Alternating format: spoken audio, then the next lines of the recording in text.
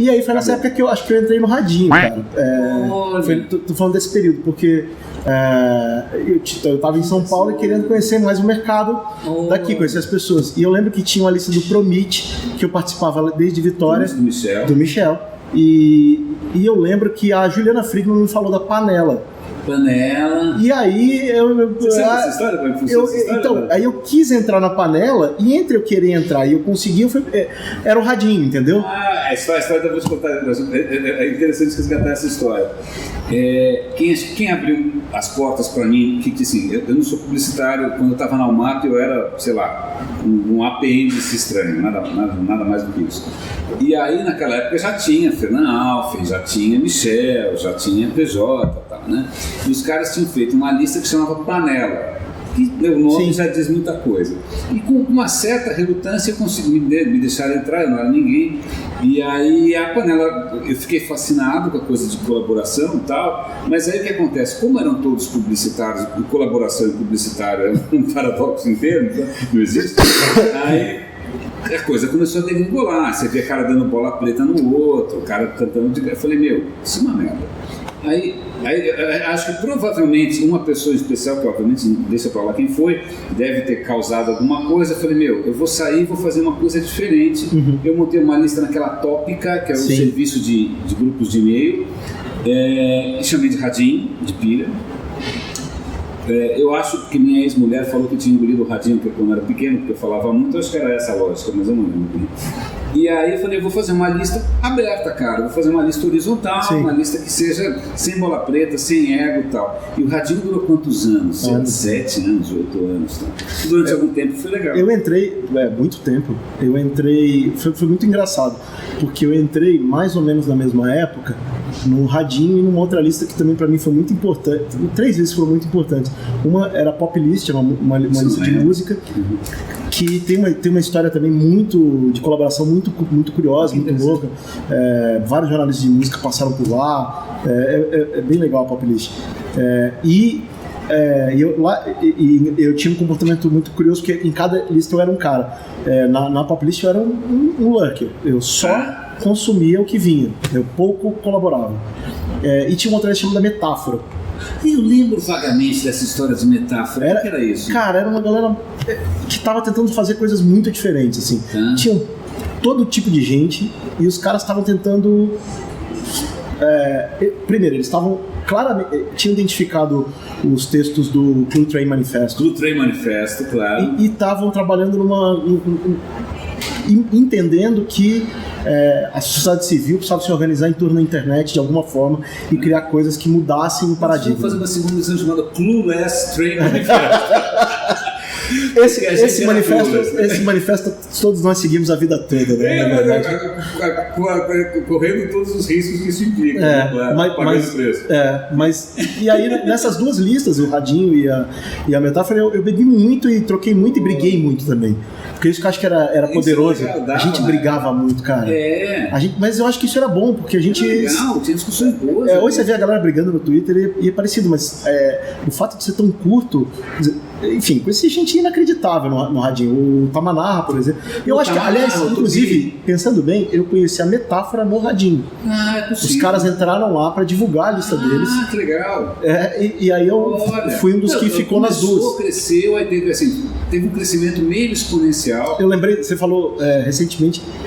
Com a Betside, eu acho que você falou sobre o Spire e a lei dos 150. Que é aquele Lady Dunlop, da Dubar, sei lá, Lady Dunlop, uma coisa Mas eu lembro muito dessa discussão. Você lembra disso? Eu lembro. Falei, foda-se, eu vou deixar, eu quero ver até onde vai. Na verdade, eu esqueci que o meu saco também tem uma certa limite lá. Não vai até a lua. Não, porque se eu pensar a dedicação 24 por 7, literal, de madrugada eu checava, feriado, férias, cara, eu não deixava aquela Renê, você descobriu que community management é trabalho. Puta que pariu, é um trabalho insano. Eu lembro mas eu lembro que esse conceito de gestão de comunidade não existia, né? É verdade. Eu lembro do momento que isso virou um trabalho. O Pablo e Barrolaza, o Pablo, grande Pablo, o Spire, esses caras começaram a trabalhar com isso de repente. Community management. Isso. Loucura, né? É loucura porque você vai se fuder. Assim, isso, você vai se fuder. É tipo o piloto do Titanic. Hoje todo mundo acha que tem essa noção, porque você tem os comentários de portal pra te provar que, isso. que cara, a gente não tinha você pode esperar coisa pior da humanidade que vai vir. Pode, mas pior não tem limite. Não há limite, exatamente. Frase de Antônio Carlos Salgueiro. Cara, aí explodiu aquela bomba lá da bolha, você estava no Super 11. Então, eu tinha ido pra Super 11, que é uma história, são duas histórias inacreditáveis pra mim, porque eu concluí que a Star Media não ia durar. Eu olhei e falei, cara, tô aqui dentro da nave mãe, tô vendo esse negócio, e eu tô vendo que, cara, isso aqui tá desenhado pra Nasdaq, mas eles não estão conseguindo implementar o sonho que eles estão vendendo. A comunidade número 1 da internet. Mas, cara, os spoilers tem várias coisas, mas você pode criticar, mas também tem que ser elogiado, porque que visão, né? A visão, mas você sabe que visão. Um tema que a história que ninguém conta é que ele tentou fazer a Star Media no Brasil com o UOL. Não sabia. Ele em 94 ainda, ele bateu na porta, Caio Túlio Costa, a comunidade número 1 da América Latina. Ele falou, a América Latina um tá cagando pro outro, que comunidade então, mas essa é a minha verdade, né? O Brasil tá cagando pra América Latina. Isso, a gente tá cagando, né? E a América Latina é inacreditável. Você viaja e você tá em qualquer país, você tem um noticiário internacional, 50% dele é sobre a América Latina. O Chile cobre melhor o Brasil do que o Brasil cobre qualquer país do mundo que não seja os Estados Unidos. É isso aí, você tem razão. É muito impressionante, cara. Eu fui para o Uruguai uma vez e eu, na rua, conheci lá um professor de segundo, um cara, professor de primário, com uma filhinha, e o cara sabia quem era o governador de São Paulo, na época José Serra, o prefeito de São Paulo, que isso? O PIB, que o PIB do Uruguai se equivalia ao PIB de Campinas, e vai. Sabia o que era o PCC? A gente olha pra fora. Né? A gente olha para os Estados Unidos. A gente olha pra cima. A gente olha para lá. Isso. Olhando de vez em quando para França, pelo glamour, de vez em quando para Cannes, de vez em quando para de vez em quando para a Alemanha, pela austeridade, mas a gente olha pontualmente, assim, a gente americanocêntrico. Mas você tocou no ponto gozado, essa é uma digressão, mas é que assim, nessas conversas todas você percebe, eu percebi também que tinha muita gente lá atrás, antes mesmo da web virar web, que já tinha uma visão do que era possível, embora não fosse possível. Sim. Embora só fosse possível hoje, agora, né? Tipo, 20 anos depois, aí você consegue imaginar. Sim. Mas, cara, é uma visão que o cara teve há 20 anos atrás. Eu lembro de estar na Star Media e entender que o problema da Star Media era que não era um negócio brasileiro. Tipo, é legal pensar nessa história. O que teria sido a Star Media se a Folha tivesse topado? Não tem ideia. Cara, não tem ideia. Pois é. Porque eles foram grandes na América Latina inteira. Chegaram a ser grandes? Chegaram. Não sabia. Porque eles compraram todo mundo, cara. Eles tinham grana. Só que faltou o Brasil. O incrível, como diria Caetano Veloso, o poder da grana, como é que é? Parece a música do samba, né? Os americanos são os paulistas do mundo. São Paulo faz isso com o Brasil também, né? A música do Caetano fala sobre São Paulo, eu acho. Isso é samba. A força da grana que ergue e destrói coisas belas. E aí, assim, eu lembro de estar na Star Media e ter essa clara percepção, né? Eles tinham a tradução feita em português, feita no Uruguai. Por uma cagada total. E o índio brigando, e a galera brigando pra mudar isso, mas, enfim, uma pessoa chave na organização, que é muito próxima do presidente, tem interesses em que seja de forma ou outra.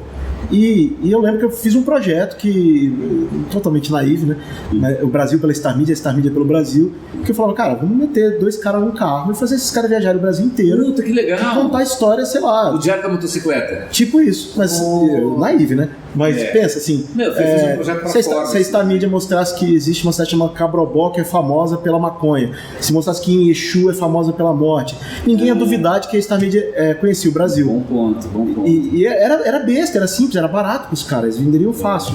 Mas é sujo, né? Isso não é. Ninguém falta glamour. Ninguém quer ver. Ninguém não. Esse que é o triste que a gente vê hoje. Porque é só ver vídeo de WhatsApp, cara. É só ver o que circula. Você tem toda a razão. Todo mundo quer ver, cara. Tem coisa esquizofrênica. A gente não quer aceitar que as pessoas querem ver isso. Talvez as pessoas queiram ver below the line, mas não quer ver isso em princípio. A gente não quer vender isso como o que a gente tem de melhor nunca. Cara, eu lembro que há muito tempo atrás eu fiz um tempão de Instituto Goethe e tal, de alemão, e aí eu lembro que tinha uma vez os alemães vieram mostrar lá o documentário que eles tinham feito sobre São Paulo. Adivinha o que o cara mostra, né? Só mostra a podreira, né? Aí eu lembro que tinha uma perua na sala. Não, tá errado. Vocês tinham, não é isso que vocês tinham que mostrar. Sim. Vocês tinham que mostrar, sei lá, Shopping Guatemi, Avenida Paulista. Jurado. Que é maravilhoso. Aí você fala... Mas também foi recusado como representação de São Paulo pela elite, né? Tipo, o cara olhava, que esse cara, um cafona. E hoje tá aí. É o que sobrou de arquitetura bonita de São Paulo. Você pode dizer que é de São Paulo, ela tá churando. É isso aí, esse é um ponto. Excelente ponto. Enfim, e, bom, isso, mas essa loucura aí que eu passei com a Super 11, eu falo que a vida da gente na linha reta, porque, cara, aquela molecada que eu conheci, que foi um time formado por um cara chamado Najib Nassif, ele foi contratado pelos caras do Super 11 e ele trouxe os brothers, os amigos, os caras que eles admiravam. O Najib hoje tem a Bolha, que é uma empresinha de inovação, um estúdio de inovação. Os caras fizeram muita coisa legal. Os caras são muito bons. E o Najib, cara, ele trouxe só cara que ele achava foda. E o curioso é que ele antes trabalhava numa empresa que tem o melhor nome, McLuhan Media. Olha, nada mal. Nada como abrir uma empresa, uma agência de internet em 98. Imagina, o cara teve essa ideia. Todo mundo tinha bagagem, né? E aí, cara, foi uma molecada inacreditável trabalhar lá. Caras muito, muito bons. As discussões eram de altíssimo nível, cara. Eu lembro que era uma empresa que talvez fadada ao fracasso, pode ser, mas lá dentro a discussão era de altíssimo nível, cara. Eu lembro de estar discutindo com o diretor de tecnologia e o cara estava discutindo como separar XSL, XML, para separar o que era casca do que era conteúdo. Camada de apresentação de isso, tô falando de 2000. Que isso? Assim, e o cara fez. Uau! Em 6 meses o negócio estava pronto. Os caras eram muito bons, muito bons. Foi muito bom. E o motivo de eu ter topado para a Star Media, da Star Media para a Super 11, foi que eu negociei isso. Eu queria me tornar gerente de projetos. Eu queria sair de conteúdo puro para produzir o que viria a ser o conteúdo. E na Super 11 eu consegui. Como o conteúdo mandava... aspas, na equipe que desenvolvia as coisas, eu consegui ser esse elemento de ligação. Que interessante. E aí eu fui trabalhar do lado do Najib, o Najib coordenava toda a equipe e eu fazia esse elemento de ligação com o time de conteúdo. E aí, cara, eu tive a honra de trabalhar com os caras absolutamente geniais. Olha que legal! Então eu trabalhei com um cara que hoje está... outro cara que eu devo muito na minha carreira, que é o Caio Lazuri, que hoje está na Wieden Kennedy em Portland, ele é diretor de criação digital. Nossa, que legal. Esse cara era um moleque louco, de 20 anos de idade, gênio. Eu fiz o portal... Lá vai. Vergonha, agora vai bombar. Eu fiz o portal do provedor de acesso grátis do JQuest. Nossa senhora! A Super 11 era concorrente direta da Gratizum e do IG. Do Gratizum que estava bicudo com o ambos. E do IG. E do IG também. Então é assim, uma coisa bizarra, né? Olha que engraçado. O pessoal fala em acesso grátis. Tu volta, de tempos em tempos eu estou procurando emprego, eu estou acostumado com essa história. E numa dessas eu fui falar com o pessoal que fundou a FBIS, né, que era o fulano, e aí eles queriam oferecer para mim para eu tocar uma operação de acesso gratuito. Caramba! Eu falei, cara, eu não sou um cara comercial, eu sou o cara menos comercial do mundo, obrigado, fico lisonjeado. Eu estava vendo você conversar com ambos e eu lembrei de uma coisa muito boa. Esse cara, o Caio, ele falava assim, tinha um episódio de South Park que fala sobre as cuecas e meias que somem na gaveta, né? E aí eles descobrem que, nesse episódio, que isso é feito por um grupo de leprechauns. Cara, fala sério. Gnomos, né? E aí os caras explicam que eles têm um business plan. Isso é uma empresa. Não acredito. E qual é o business plan? São 3 slides. Número 1, roubar cuecas. Número 2, interrogação. Número 3, ganhar dinheiro. E aí o Caio falava assim, nós estamos na indústria que um leprechal como esse consegue emplacar um plano de negócio, galera. É isso aí. Porque tá todo mundo tentando descobrir qual é o passo 2. Ganhar dinheiro, todo mundo, beleza, vamos ganhar. Agora, decodificar essa etapa aqui. Puta, essa foi maravilhosa. O cara é um gênio. Que eu não me esqueço, eu tava na UMAP e, de novo, eu era o cara que atualizava o site, que começou a fazer algumas coisas pra Volkswagen, né? Sim. Fazendo na unha e tal, tudo na unha, eu e o Lidão lá. E eu lembro que uma vez. Tudo era na unha, né, Renan? Tudo era na unha, cara. Você tem que aprender tudo, Photoshop, o caralho, né? Sim. Tudo. E aí, uma vez o Marcelo Serpa perguntou alguma coisa pra mim, acho que na época ele não tinha e-mail ainda. Eu sei que eu imprimi e deixei na mesa dele uma resposta comprida, né, sobre a história de internet. Não, eu tinha ido para um evento em São Francisco. Eu vi, você comentou isso no outro vídeo. E aí foi, aí, e que merda é essa? Então, como é que ganha dinheiro? Aí eu escrevi um negócio desse tamanho e tal, aí no dia seguinte na minha mesa eu tava ali, e como é que ganha dinheiro quando vocês fizeram com essa porra, com essa merda, ou se não tinha nenhum palavrão? Cara, isso eu deveria ter, é a pergunta de $1 trilhão de dólares, né? E eu lembro de uma outra... 97. Você fez um comentário também num dos vídeos que você falava de um cara que cresceu no digital, né, e foi demitido. Isso! Só de 3 para 15, alguma coisa assim. Exatamente. E eu lembro... de uma outra história que um conhecido meu teve uma reunião com um cara, um importante dirigente da indústria da comunicação, e o dilema era esse. Ele fez um desenho que eram 2 círculos, assim, um grande e um pequeno, e ele falou assim, esse é o círculo grande, esse é o off, esse é o círculo pequeno digital. Se você conseguir me responder uma pergunta, a gente assina agora o que você quiser, meio que assim, uma pergunta de $1 milhão, tá aqui a pergunta de $1 milhão. Como eu mantenho isso aqui igual e cresço isso aqui? Olha, não é um zero sum game, né? Exato. Sem ser o zero sem ser o zero sum game. Se você fizer o jogo da soma zero, não me interessa. Cara, sabe que... E aí, obviamente, o cara teve que dizer pra ele que, beleza, eu posso tentar, mas é impossível uma coisa não mexer na outra, porque o dinheiro é um só. A não ser que a gente vai buscar o dinheiro de outra indústria de comunicação que não é nenhuma dessas duas. Qual seria essa outra indústria? Sei lá. Marketing direto, BTL, evento. Que legal. Sabe que um dos entrevistados, não vou poder citar quem é, tal, ele foi contratado por uma dessas grandes agências tradicionais, caralho, 4 de off e tal, para tocar a parte digital. Aí ele chegou e falou, bom, já que eu tô aqui mesmo, né, vamos fazer alguma coisa tal. Aí chegou um publicitário também notório, histórico, bateu no ombro dele e falou, não fode, não faz marola, você foi contratado para ornar, você orna, não desvie o budget, não desvie o dinheiro do off, porque o off traz BV. Aliás, coincidentemente, uma outra conhecida nossa, talvez você sabe quem é, eu uma vez falei, onde você está? Eu estou nessa agência X. Eu falei, e eu estou super feliz. Eu falei, você não pode estar feliz, não é possível, é o lugar mais off do mundo. Não, eu posso fazer o que eu quiser em digital, tal. Eu falei, eu posso fazer o que eu quiser desde que tenha um anúncio e um filme na televisão. É isso. É isso, cara. É isso. Mais uma dessas histórias, né? Um amigo saiu de um lugar no qual ele estava super bem e ele falou, cara, eu como diretor de atendimento responsável pela área digital, meu objetivo aqui é não fazer negócio. Meu objetivo é segurar o cliente para ele não querer.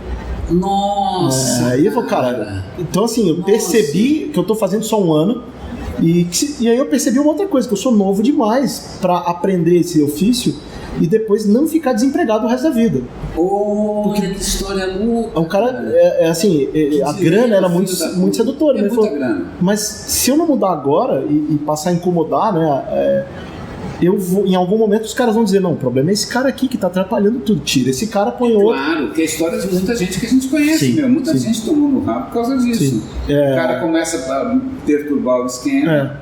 Essa coisa da integração do digital é tudo muito complicado, né? E aí tem uma outra coisa o conceito digital por si já é complicado, né?